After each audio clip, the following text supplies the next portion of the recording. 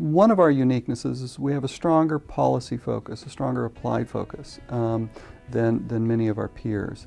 And I think this also is a real advantage in that it's a marketable skill. The whole evidence-based crime prevention movement is gaining a lot of steam, a lot of interest, and having that sort of policy focus, I think, is a real asset. I really emphasize the policy relevance of the work here. I mean, the real focus on impacting policy and how the intersection of research and policy. So we have folks in the department, some that are more oriented towards a career in academia, but some that are working currently in policy jobs, they're in practitioner jobs, and so all of that is really valued here. That link between policy and practice is really important and really emphasized here. I mean, there's world-renowned staff here.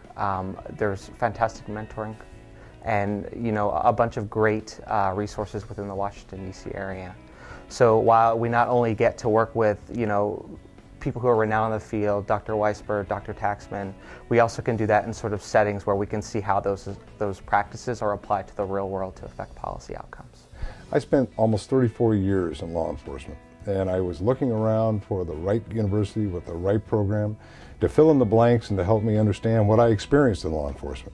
And frankly, George Mason fit the bill. This program is energetic, it is growing, and with this Washington location, it has the opportunity in the future to really be kinetic.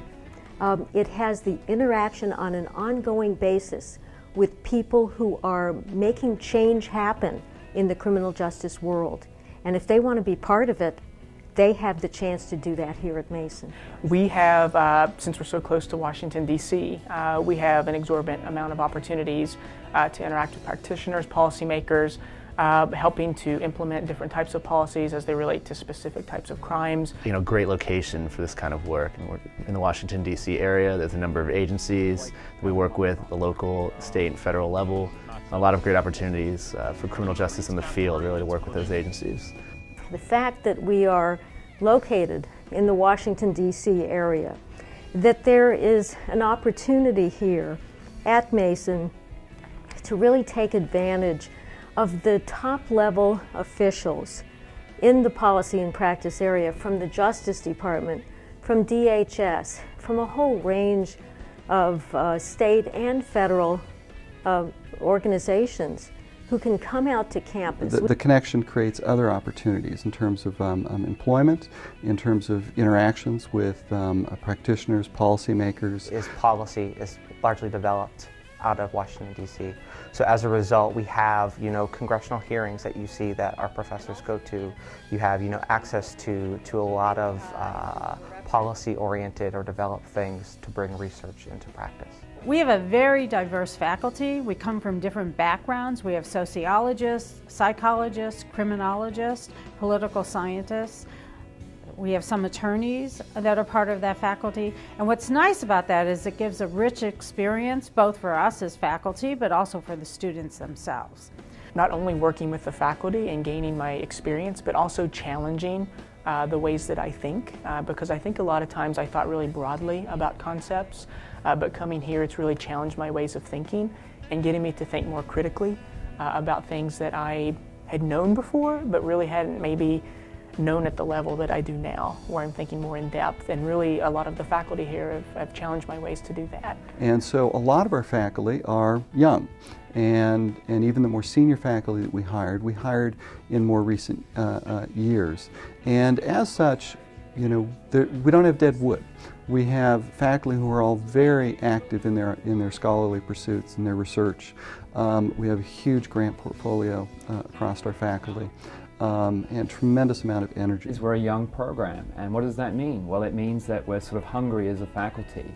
We're strivers, and so we're looking for opportunities that will benefit us, obviously, as faculty, but that directly benefits our students. So we invest in the people that come here because we're young, we're trying to make a name for ourselves. It's already happening rather quickly, but we want them to do well, those students, because that reflects well on us. So we invest in them in ways that perhaps more traditional or programs that have been around for a long time don't. I didn't come to Mason with an exact idea of what I wanted to do, but I knew that this would be the best place for me to learn from different faculty members and then kind of find my own niche within the field. You see a lot of research being done, but not only are we seeing real-world research being done to look at effectiveness of programming for correctional interventions or for policing, but we're seeing how that's being put into practice and how that happens. So it's easy to do an experiment, but it's much harder to do it in the real world in a wide-scale environment. So to see how the intricacies of putting those two components together has been fantastic. The research experience here is so valuable because it really supplements the learning we do in the classroom. And on some level, I feel like some of the best learning I've done here is the first-hand experience I've gotten to have with practitioners, departments of corrections, policing agencies, and really seeing how their work affects practice. I'm excited about the focus at Mason on innovation. That's not true in every university. Some of them are pretty tied into a tradition, and that's the way we've always done it. But Mason really stands up for its motto about innovation is our tradition. So they'll get background in research methods, they'll have analytical skills, we'll hopefully have them present in presentation formats, so they have good speaking skills. So there's a lot of things that they can pick up here, I think, that will serve them well in a number of different contexts.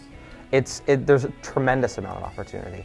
I was recently involved here at ACE with a project working with the Virginia Department of Corrections.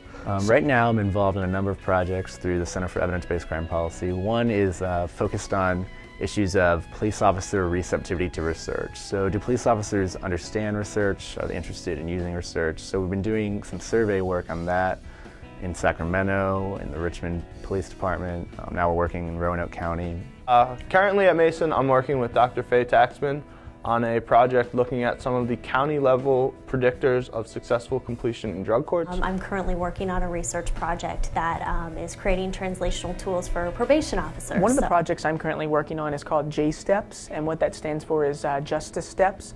And really what we're doing is we're trying to build in something called contingency management, working with probation officers. With the U.S. Department of Justice. I've interned at their Office of Violence Against Women for a semester. For example, in my current job, I deal with an awful lot of researchers. I understand their language now. I understand how to communicate with them. I can ask intelligent questions. And that is incredibly important to me in my professional life. If I were to give anyone advice on why they should join the Criminology Law and Society Department, I think it would be that the experiences gained in a department like this, where you learn in the classroom and learn in the field, gives you a valuable opportunity to develop skills that you can't develop just by working or just by being in the classroom. But the combination of those two experiences provide for really rich education and some great opportunities for professional experiences in the future.